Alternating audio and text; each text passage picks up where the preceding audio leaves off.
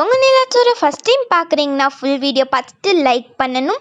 அதுக்கப்புறம் சப்ஸ்கிரைப் பட்டனை கிளிக் பண்ணி பெல் ஐக்கான் ப்ரெஸ் பண்ணி ஆல்ன்ற ஆப்ஷன் கொடுத்தீங்கன்னா நாங்கள் போடுற வீடியோக்கள் உங்களுக்கு உடனே அப்டேட் ஆகிட்டே இருக்கும்.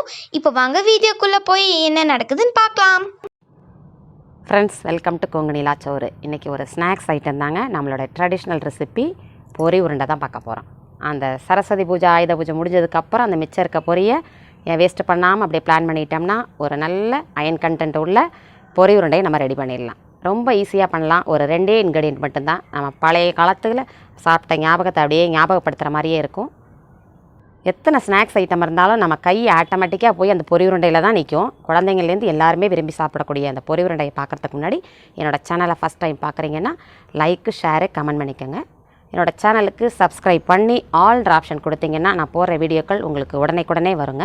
வாங்க அந்த பொரி உருண்டை எப்படி செய்கிறதுன்னு பார்க்கலாம்.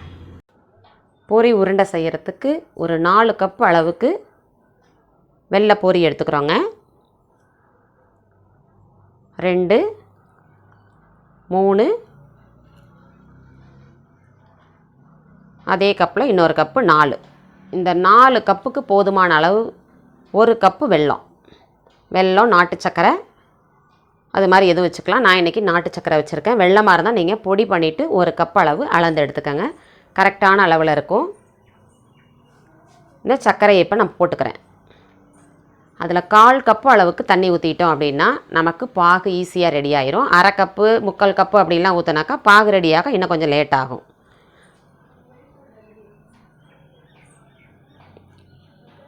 சர்க்கரை கரையிற வரைக்கும் ஃபுல்லையே வைக்கிறோம். அச்சு வெல்லம், மண்டை வெல்லம் இதெல்லாம் பார்த்திங்கன்னா கலர் உங்களுக்கு அதுக்கு தகுந்த மாதிரி கலர் நமக்கு மாறி இருக்கும். பொரி உருண்டை செய்கிறப்போ இதுக்கு வந்து நாட்டு சக்கரை அப்படிங்கிறதுனால இந்த கலரில் நமக்கு வருது. நல்லா கொதிக்க ஆரம்பிச்சிட்டு பாருங்கள். சுற்றி பபிள்ஸ் எல்லாம் வரும். அந்த வெல்லத்தோட வாசம் வரும் பாருங்கள். அதுக்கப்புறம் பாகு நமக்கு ரெடி ஆயிரும்.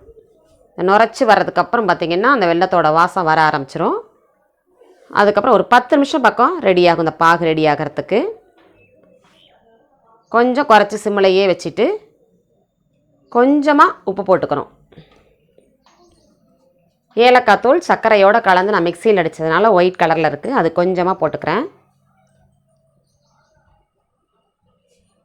நல்லா பொங்கி வந்துகிட்டே இருக்கு பாருங்கள். கிண்டி விட்டுக்கிட்டே இருக்கணும். பொங்கி வர கொஞ்சம் சிம்மிலையே வச்சுக்கணும். கொஞ்சமாக தண்ணியில் விட்டு பார்த்தோம் அப்படின்னா அது கலையாத அளவுக்கு இருக்கணும். இது அப்படியே கலையுது பாருங்கள். அப்படியே எடுக்கிறதுக்கே வராது கைக்கு.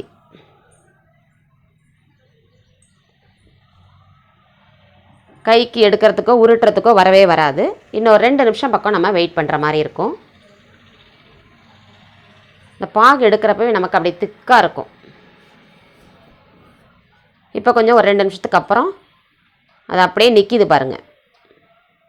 கலையாமல் அப்படியே நிற்கும். எடுக்கிறதுக்கும் நமக்கு கைக்கு அப்படியே வந்துடும். கரெக்டாக வருது பாருங்கள். கையில் எடுத்தோம்னா அந்த ஷேப்புக்கு நம்ம கையில் எடுக்கிறப்பவே அந்த பிசுபிசுப்பு தன்மையோடு கரெக்டாக அந்த உருட்டுற பதத்துக்கு வரும். இந்த ஸ்டேஜுக்கு எடுத்தால் தான் பொரி உருண்டை நமக்கு நமுத்து போகாது. அப்படியே ஆஃப் பண்ணிவிட்டு இந்த பாகை எடுத்து பொரியில் அப்படியே ஊற்றிடுறோம். ஊற்றுனதுக்கப்புறம் நம்ம வெயிட் பண்ணக்கூடாது. கடன்னு ஒரு 2 நிமிஷத்துலையே அந்த சூட்டோடையே பொரியோடு கலந்து விட்டுறணும். நல்லா உங்களுக்கு எல்லா பொரியலையும் மிக்ஸ் ஆகிற அளவுக்கு நம்ம கலந்து விட்டுட்டு சூடு ஆறுறதுக்குள்ளேயே நம்ம பிடிக்கணும். அப்போ தான் பிடி வரும். இல்லைன்னா உங்களுக்கு உதிரியாக பொரியாட்டமே இருக்கும். உங்களுக்கு பொரியோடு அந்த பாகு மிக்ஸ் பண்ணியாச்சு. அப்படியே கொஞ்சோண்டு பச்சரிசி மாவை தொட்டுக்கணும். இல்லைன்னா நெய் கையில் தொட்டுக்கங்க. நான் பச்சரிசி மாவை போட்டுட்டு 2 கையிலையும் அப்படியே தேய்ச்சி விட்டோம்னா உங்களுக்கு சூடு பொறுக்கிற அளவுக்கு இருக்கும். அப்படியே அமுத்தி உருட்டணும். அப்போ தான் உங்களுக்கு இருகலாக இருக்கும். டக்குன்னு போய் சூடாக இருக்கிறதுனால உருண்டை நமக்கு ஷேப்பாக வந்துடும். அழுத்தி பிடிச்சோம்னா இருகலாக போய் பிடிச்சிக்கும். அப்படியே வெள்ளை சூட்டோட பொரியோடு போய் செட் ஆயிரும். நமக்கு அந்த சூடு இருக்கிறப்பவே நம்ம பிடிச்சிடணும். இல்லை பொரியாகவே வச்சுக்கலாம் அப்படின்னாக்கா நீங்கள் அந்த இதோடையே சேர்ந்து இந்த ஸ்டேஜோடையே விட்டுடலாம். கடகடன்னு பிடிக்கிற மாதிரி இருக்கும். அவ்வளோதாங்க, நம்ம பொரி உருண்டை ரெடி ஆகிட்டு பாருங்கள். ரொம்ப சிம்பிளாக ஒரு 2 இன்க்ரீடியன்ட் மட்டும்தான் வச்சு செய்கிற மாதிரி இருக்கும். ஈஸியாக செஞ்சு ஒரு 10 days 15 daysக்கு நம்ம ஸ்டோர் பண்ணிக்கலாம். ட்ரை பண்ணி பார்த்துட்டு ஃபீட்பேக் சொல்லுங்கள். என்னோடய வீடியோவுக்கு லைக்கு ஷேரு கமெண்ட் பண்ணுங்கள். கொங்கு நிலா சோறு சேனலுக்கு சப்ஸ்கிரைப் பண்ணி ஆல்ன்ற ஆப்ஷன் கொடுத்தீங்கன்னா நான் போடுற வீடியோக்கள் உங்களுக்கு உடனே வருங்க. நெக்ஸ்ட் ஒரு வீடியோவில் பார்க்கலாம்.